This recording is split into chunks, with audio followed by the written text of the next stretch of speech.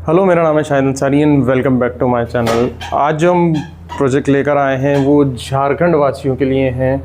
बहुत सारे training centres जो हैं और संस्थान जो हैं हमें अप्रोच करते हैं झारखंड के प्रोजेक्ट के लिए। अभी आज हम जो प्रोजेक्ट बता रहे हैं वो झारखंड में निकला हुआ है। और अगर किसी ने अभी तक हमारे चैनल को सब्सक्राइब नहीं किया है तो जल्द से जल्द सबसे पहले चैनल सब्सक्राइब कर लें, बेल आइकन का बटन दबाएं, जिससे आने वाले सारे इसी तरीके के प्रोजेक्ट्स, किस राज्य में कौन सा प्रोजेक्ट निकला है उसकी जानकारी जो है आप तक पहुंचती रहे। वीडियो अगर पसंद आता है तो आप लोग लाइक नहीं करते हैं, अगर वीडियो पसंद आ रहा है तो लाइक करना ना भूलें, इससे हमें मोटिवेशन मिलता है।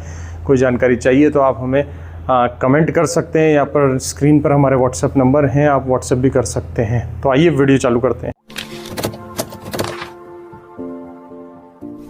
तो देखिए, इस समय स्क्रीन पर जो है Jharkhand state livelihood promotion society rural development department का प्रोजेक्ट निकला हुआ है। इसके अंदर आपको जो है सारी चीज़ें बताई गई हैं। आरएफपी जो है इसका वो निकला हुआ है और ये जो डिपार्टमेंट है वो DDU-GKY अंडर दीन दयाल उपाध्याय ग्रामीण कौशल योजना, यानी कि आप देख ही रहे हैं, आप अगर हमसे जुड़े हैं, आप हमारे व्हाट्सएप चैनल से जुड़े हैं, आप हमारे नंबर सेव की स्टेटस आ रहे हैं, तो बैक टू बैक जो स्टेटस आ रहे हैं वो अभी हमारे DDU-GKY 2.0 के आ रहे हैं। यानी सभी राज्य में, सभी स्टेट में DDU-GKY 2.0 का प्रोजेक्ट जो है वो निकला हुआ है। इससे पहले भी मैंने वीडियो बनाया था, इससे पहले भी हम DDU-GKY 2.0 के जो है वो वीडियोस बना चुके हैं। और इससे पहले जो हमने बनाया था वो आसाम के लिए बनाया था, और आज हम जो ये RFP डिस्कस कर रहे हैं वो झारखंड के लिए कर रहे हैं। तो देखिए, 26, 27 और 27-28 के लिए जो प्रोजेक्ट है वो निकला हुआ है। और वेबसाइट जो है, interested agencies are required to visit ये वाली वेबसाइट। आपको सबसे पहले jslps.jharkhand.gov.in का जो है वेबसाइट जो है वो देखना है। यहाँ से ये जो पूरा जो EOI है, जो डॉक्यूमेंट है, वो आपका जो है डाउनलोड हो जाएगा। अब ये डॉक्यूमेंट डाउनलोड हो जाएगा तो आपको इसको पूरा स्टडी कर लेना है। पूरा स्टडी करने के बाद जो ये प्रपोजल जो है DDU-GKY का, वो कौन सी वेबसाइट पर फाइल होने वाला है, वो होने वाला है https://kaushal.rural.gov.in।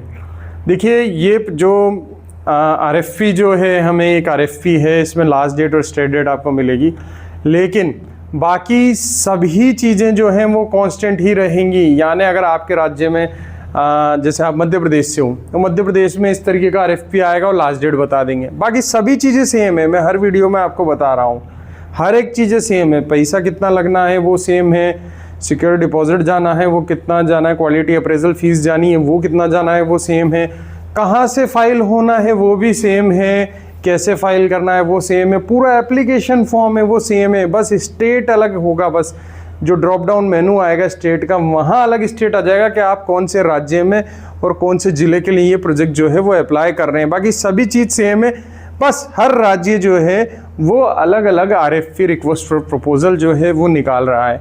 तो सारी चीज़ें सेम है। अभी जैसे मैंने आपको बता दिया इसमें कि ये जो है डेट ऑफ एप्लीकेशन जो है वेबसाइट पर आया, ये 26/5 को आ गया, 26 मई को आ गया। लास्ट डेट जो दी है वो 25 जून की इन्होंने दी हुई है। बस इस RFP में यही चीज़ है, बस यानी आज मैं बोल रहा हूँ झारखंड की ये डेट है, बाकी पूरा RFP में जो चीज़ें होगी वो सेम होगी। आपको हर कोई सा भी राज्य उठा लो आप, ठीक है। बाकी अगर आपको ये लास्ट डेट देखनी है कौन से प्रोजेक्ट की है, झारखंड की क्या है, आसाम की क्या है, तो आप हमारा व्हाट्सएप चैनल ज्वाइन कीजिए। व्हाट्सएप चैनल हमारे डिस्क्रिप्शन में लिंक है, वहाँ पर हमने पूरी की पूरी राज्य की लिस्ट बनाकर स्टेट स्टार्ट डेट क्या है, कब एप्लीकेशन आया है, कब एंड डेट है एप्लीकेशन की, पूरा जानकारी देते हैं हम उस पर, ठीक है। तो यहाँ हम देख लेते हैं 25 जून जो है वो लास्ट डेट है आपको इसको अप्लाई करने की, ठीक है। ईमेल से कांटेक्ट करके हम जानकारी जो है वो ले सकते हैं, ठीक है।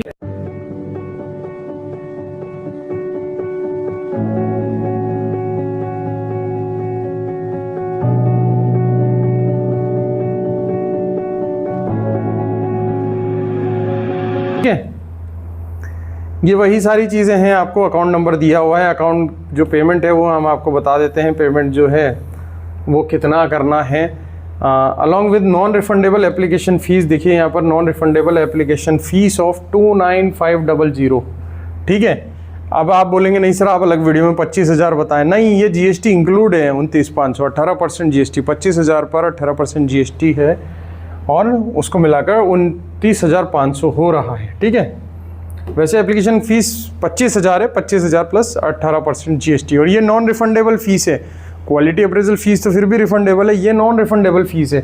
ये आप कहीं का ही करें, कोई से भी राज्य का करें, सब में सेम है ये चीज़ें, ठीक है ना। उसके बाद अकाउंट नंबर ये दिया हुआ, ये आपको इस अकाउंट पर आपको जो है DDUG NIR DPPR DDUG के बाद पेबल एट हैदराबाद, ये आपको करना ही है, ठीक है। अब गाइडलाइंस जो है वो इस वेबसाइट पर अवेलेबल है। DDUG की जो पूरी गाइडलाइन है वो kaushal.rural.gov.in पर अवेलेबल है। यहाँ पर आप पूरी गाइडलाइन जो है वो पढ़ सकते हैं, ठीक है। अब आप इस प्रोजेक्ट में अप्लाई करें, यहाँ जनरल गाइडलाइन जो है वो दी हुई है यहाँ पर, है ना।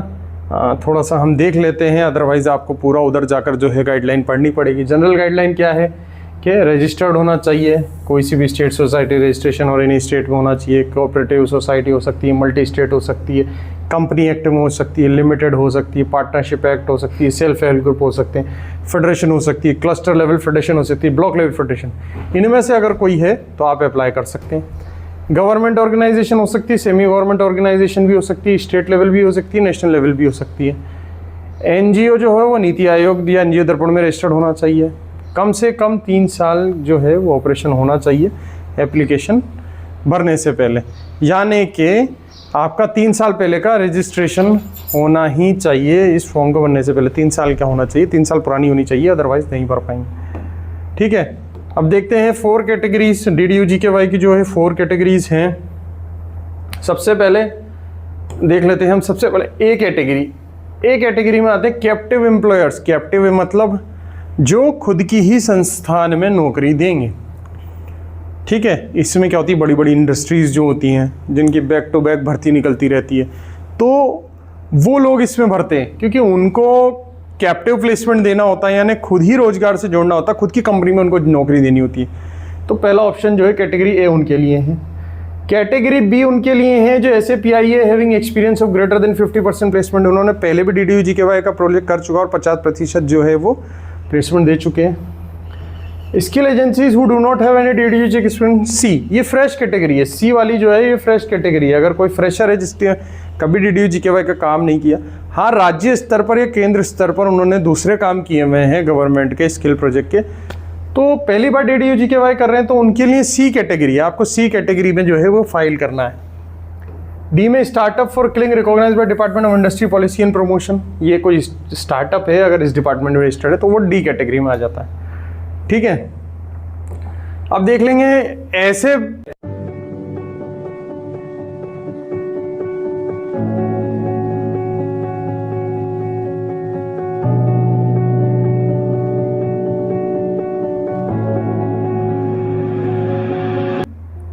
ऐसे संस्थान जो DDUGKY में एलिजिबल नहीं है, ठीक है। तो देख लेते हैं ऐसे कोई पुराने PIY जो DDU प्रोजेक्ट ले चुके हैं और उनकी रिकवरी प्रोसीडिंग कर रही है, यानी पेनल्टी प्रोसीडिंग लग रही है, ठीक है। ऐसे PIA जो 50% से ज़्यादा बच्चे ट्रेंड ही नहीं कर पाए, तो ये जो बता रहे हैं ये एलिजिबल नहीं है, इनको भरना ही नहीं चाहिए वाला प्रोजेक्ट, ठीक है। ऐसे संस्थान हैं जिनके मैनेजरल पोजीशन पर जो है जो लोग बैठे हुए हैं, अगर वो ऐसी कोई कंपनी में काम कर रहे थे जो ब्लैकलिस्ट हो चुकी है या पेनल्टी या रिकवरी पोजीशन में, तो उनको भी नहीं मिलेगा। यानी सिस्टर कंसर्न या सब्सिडरी, ऐसा होता है कोई कंपनी ब्लैकलिस्ट हो गई तो उसकी सिस्टर कंसर्न होती है, तो ऐसी कोई सिस्टर कंसर्न से आप प्रोजेक्ट लगाएंगे उनको भी नहीं मिलेगा। या जैसे एम्प्लॉयज इन्वॉल्व है या डायरेक्टर्स इन्वॉल्व है, आज एक कंपनी के डायरेक्टर है और एक कंपनी में वहाँ पर पेनलाइजेशन जो है वो बैठ चुकी है, पेनल्टी तक की है, वो ही डायरेक्टर अगर किसी दूसरी कंपनी में और उससे अप्लाई कर रहे हैं तो उनको भी नहीं देंगे, ठीक है। तो ये चीज़ें हैं, तो ये छोटी चीज़ें हैं जो गाइडलाइन में सारी तरीके से जो हैं वो दी हुई हैं। और कुछ प्लेसमेंट के बारे में भी यहाँ पर लिखा हुआ है। यहाँ पर जो क्राइटेरिया है प्लेसमेंट जो है वहाँ पर देना है, प्लेसमेंट का रेम्यूनरेशन जो है पर कैंडिडेट पर मंथ 10,000 रुपया होना चाहिए या फिर मिनिमम वेजेस जो है वो होने चाहिए, ठीक है। अगर आउटसाइड कराने तो 25,000 रुपये लिखा हुआ है, ठीक है। ये चीज़ें हैं, आपको प्लेसमेंट इसमें करवाने पड़ते हैं। डेट्स जो है हम पहले ही डिस्कस कर चुके हैं, ठीक है। तो मेरा आप लोगों से यही कहना है कि ये RFP निकल रही है सभी जगह पर, ठीक है। अपने राज्य स्तर पर आरएफपी को ट्रैक करें। अगर आपके राज्य में भी इस तरीके की आरएफपी निकली हुई है तो जो मेरे वीडियो देख रहा है वो सब समझ रहा है कि हर एक चीज़ कॉमन है। आपको इधर ये वाली जो पोर्टल है जो मैंने अभी बताया था, कौशल वाला जो है पोर्टल, बस इस पोर्टल पर जाना है। कौन से पोर्टल पर? ये वाले पोर्टल पर जाना है, kaushal.rural.gov.in। ठीक है। आप किसी भी राज्य से हो, आप महाराष्ट्र से हो, आप केरला से हो, तमिलनाडु से हो, ठीक है, मध्य प्रदेश हो, हिमाचल प्रदेश हो, हरियाणा हो, जम्मू कश्मीर, कोई से भी कहीं भी हो, आपको जाना इसी पोर्टल पर ही है, kaushal.rural.gov.in। फॉर्म भी सबको एक ही फॉर्म भरना है, पैसे भी सबको एक ही देने हैं, 29,500 इंक्लूडिंग 18% GST। उनको भी क्वालिटी अप्रेजल जो है वो 1.25 लाख रुपए अलग से देना है। सबके लिए, सभी राज्यों के लिए हर एक चीज़ जो है वो सेम है। बस आपको प्रोजेक्ट फाइल करते टाइम पर आपको लिखना है कि आप कौन से स्टेट के लिए फाइल कर रहे हैं, जिस स्टेट से हैं वो, और आपके स्टेट में इस तरीके की आरएफपी जो है वो निकली होनी चाहिए, जो कि हर राज्य की अभी निकल रही है। आपको सिर्फ ध्यान देने की ज़रूरत है। ठीक है। आज ही हमने बनाया है झारखंड का, ठीक है। इससे पहले वाला वीडियो हमने जो बनाया था वो आसाम का बनाया था, समझ रहे हैं आप। ये झारखंड का है, हमने आसाम का बनाया, अब कोई और स्टेट का आएगा उसका बना देंगे, लेकिन सब में चीज़ें सेम हैं। वही फॉर्म भरना है, वही kaushal.rural.gov.in पर जाना है, वही 25,000 प्लस 18% GST देनी है, वही 1.25 लाख रुपए आपको क्वालिटी अप्रोजल फीस देनी है, वही प्लेसमेंट के नॉर्म से, वही एनरोलमेंट के नॉर्म से, सारी चीज़ें सेम हैं। बस आपको स्टार्ट डेट और एंड डेट जो है प्रपोजल भरने की वो चेंज हो रही है। तो अगर ये सारी चीज़ें जो समझाई हैं हमने, अगर आपको समझ में आ गई है और अगर कोई दिक्कत आ रही है तो हम नंबर लिख देते हैं यहाँ पर। इस नंबर पे आप जो है कॉल कर से हमसे संपर्क कर सकते हैं, 8104134383 8104134383। स्क्रीन पर भी यही नंबर चल रहे हैं। तो इस नंबर पर आप जानकारी ले सकते हैं। DDU GKY करने के लिए आपके पास एक वैलिड PRN नंबर होना चाहिए। PRN की जानकारी जो है हम पहले भी दे चुके हैं आपको, हर वीडियो में हम जो है वो दे देते हैं कि PRN नंबर जो है आपके पास होना चाहिए। ठीक है। PRN जो है परमानेंट रजिस्ट्रेशन नंबर, सबसे पहले ये फाइल होना चाहिए आपका। ये है स्टेप 1। अगर ये जनरेट हो चुका है, इसके लिए भी अगर कोई जानकारी है आपको, अगर समझ में नहीं आ रहा है ये वाला भी, तो आप इसके लिए हमें कॉल कर सकते हैं। स्टेप 2 है PRN जनरेट होने के बाद आपको प्रपोजल फाइल करना है, जो आज हमने EOI आपको शो किया। ठीक है। तो ये प्रोसेस है, पहले ये फर्स्ट स्टेप है, ये सेकंड स्टेप है। ठीक है। तो इस तरीके से ही पूरा होगा। अगर आप लोगों को जानकारी चाहिए या मतलब आपको लगता है भरने में दिक्कत आ रही है तो आप कॉल कर सकते हैं, हमसे पूरी जानकारी ले सकते हैं और PRN रजिस्ट्रेशन भी फाइल करवा सकते हैं, प्रोजेक्ट भी फाइल करवा सकते हैं। तो ये था आज का हमारा एक वीडियो जिसमें हमने जानकारी दी है कि झारखंड में भी DDU GKY 2.0 का जो है वो निकला हुआ है। तो जल्द से जल्द अगर जिन लोगों ने PRN रजिस्ट्रेशन जो है वो ले लिया है काफ़ी समय पहले, तो उनको ये प्रोजेक्ट फाइल करने की ज़रूरत है। बहुत ही इजी प्रोजेक्ट होते हैं, थोड़े कॉम्प्लिकेटेड भी होते हैं, लेकिन फाइलिंग में इजी होते हैं। बिल्कुल स्ट्रेट प्लान जो पूरा सॉफ्टवेयर बना हुआ है वो पूरा एज इट इज़ आपको फिल करनी रहती है, और पूरा का पूरा जो एक समरी जो होता है वो एंड में आ जाता है। मतलब फाइलिंग बहुत ईजी है। प्रोजेक्ट एग्जीक्यूशन थोड़ा सा चैलेंजिंग है, फाइलिंग बहुत ईजी है। तो thank you so much guys for watching my channel. बने रहिए चैनल पर नए हैं चैनल को सब्सक्राइब करना ना भूलें। अगर वीडियो पसंद आए तो लाइक करना ना भूलें। कोई जानकारी चाहिए तो कमेंट भी कर सकते हैं, हमारे दिए गए व्हाट्सएप नंबर पर कॉल या व्हाट्सएप कर सकते हैं। Till then thank you so much guys, thank you.